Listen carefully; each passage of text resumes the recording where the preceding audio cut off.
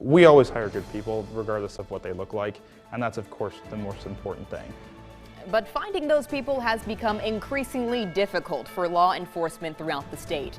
George Floyd's death in Minneapolis and other cases of law enforcement shooting people of color has increased public scrutiny of police officers. And that has made it harder for departments to recruit new officers. Our political director, Dave Price, asked local leaders what they're doing to find the officers of tomorrow. Welcome to town. Want a job? 27 years ago when I applied. That is how long Brian Shore's been on the job with Indianola's police department. And in a few weeks, he gets a new title, interim police chief. Here's his bonus. City leaders have approved 4 additional officers. Very, very supportive community council, mayor, city manager. But here's his challenge. He's still trying to fill the final 2 open slots. Hiring is not like what he remembers. 27 years ago when I applied at Indianola and other metro agencies, you would show up and there'd be 150 people there, all fighting for most likely just one job. These days, posting job openings might attract fewer applicants than positions. Numbers are way down. Up north, 54 miles along I-35. We're an 11-man department.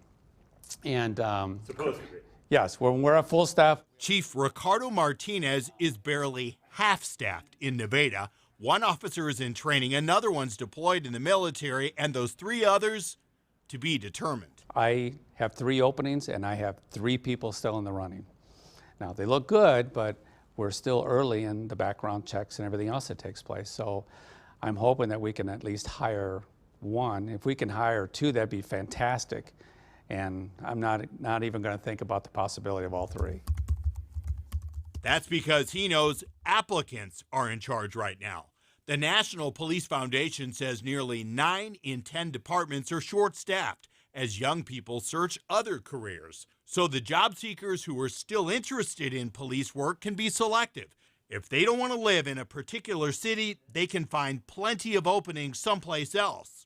Right, Sheriff? As an administrator, it's more challenging now than ever, both to hire quality candidates, but to retain them as well. Times have changed. I remember, after 9/11, the outpouring from all communities. I'm just not talking about Indianola. I bet I gained 10 pounds in the month after that for the appreciation, the people bringing us food and offering us things like that. Please, man, you got an ID on you? But now departments carry this weight. We all own every single failure, whether that's George Floyd or that's something in Cleveland or New York or Baltimore. We own every single one of those failures across the United States. And we hate it. Defund police! Defund police!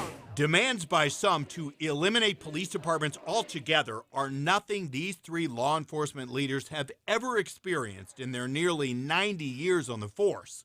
An out-of-control cop like Derek Chauvin in Minneapolis stains the men and women in blue all over the country. We're in a hole not of our own creation. And since cell phones are everywhere and officers have cameras in their cars and on their chests, everyone can watch law enforcement's every move and then judge. Why do you want to go into a profession that you're going to be under the microscope right off the bat?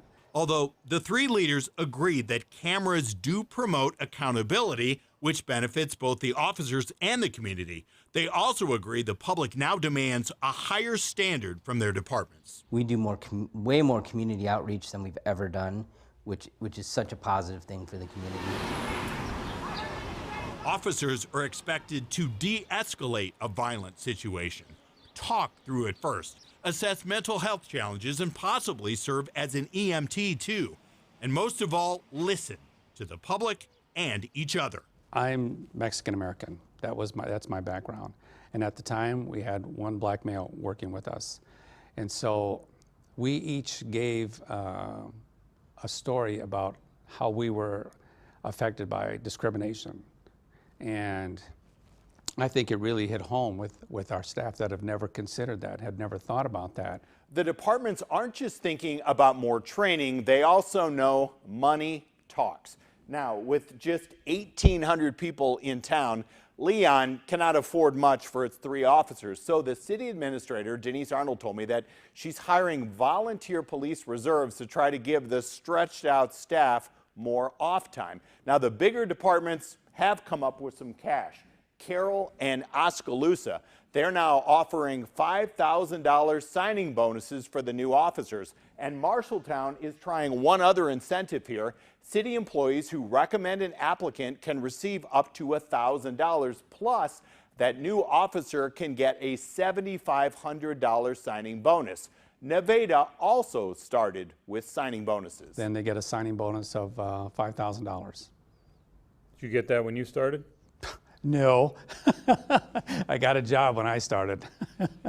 But it's what's necessary right now. Yes. Candidates, men or women, are not plentiful, but the chief says he will not lower his standards. They have to carry a gun. They got to drive a police car all over the town. And I don't want someone who's going to be crazy and do stupid things, because in the end, you pay for that mistake. I remember the days when we would hire someone, throw them the squad car keys and say, you know, call me if you have a question. Don't shoot! Don't shoot!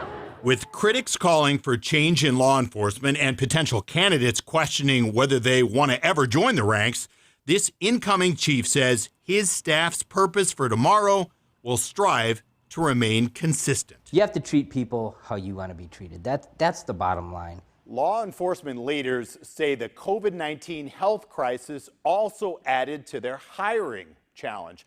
People have reevaluated what they want in life. Some parents now want more flexibility at work so they can attend their kids' events, and some don't want to work weekends, evenings, or overnights. The private security jobs can offer some of that flexibility.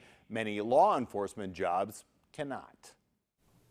Thanks to our political director, Dave Price.